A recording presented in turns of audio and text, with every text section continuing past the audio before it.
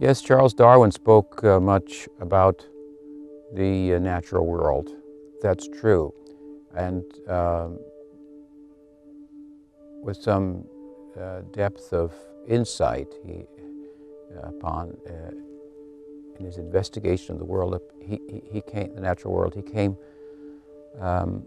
away with some interesting thoughts that have come to take a prominent position in the modern world. What he did say about nature, however, is something we find also in the Bhagavad, a text that predates him by thousands of years.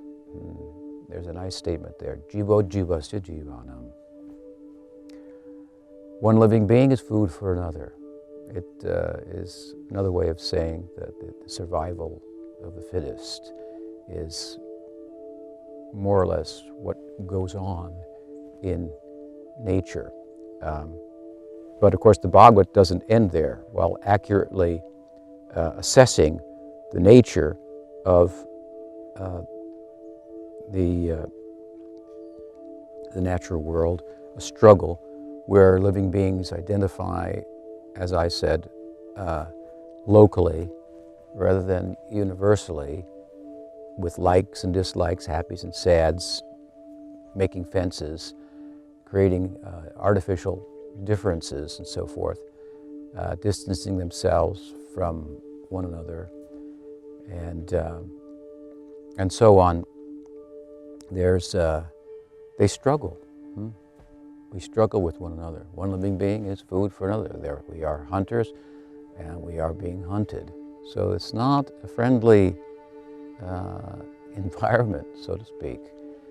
But if we stop the hunting, the Bhagavatam goes on to give a solution that those who survive will be those who develop humility and meekness.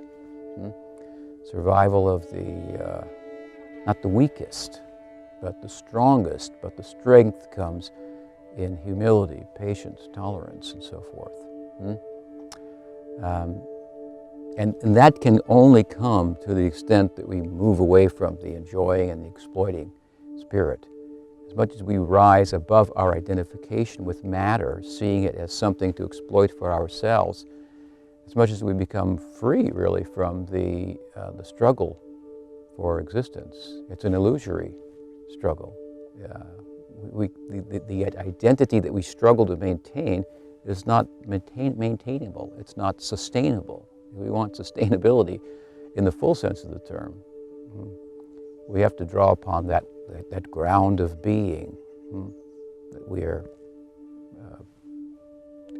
where we belong, that we're part of it, where we can stand, and the ground will not be taken out from underneath us, and so forth.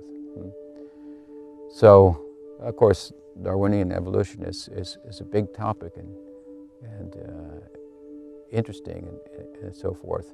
I wouldn't look at it as a centerpiece for explaining everything about life and the meaning of life, and those who tend to do that tend to end up finding no meaning and no ultimate value in life, and so forth. But something can be drawn from his insights, I think, that are useful, and as I say, they're echoed, or he's echoing, something that the rishis, the sages, have said, Jivo jivasya jivanam, in a very simple and basic sense. We agree, one living being is food for another. Problem. How to solve the problem, then. This is what spiritual life is really all about.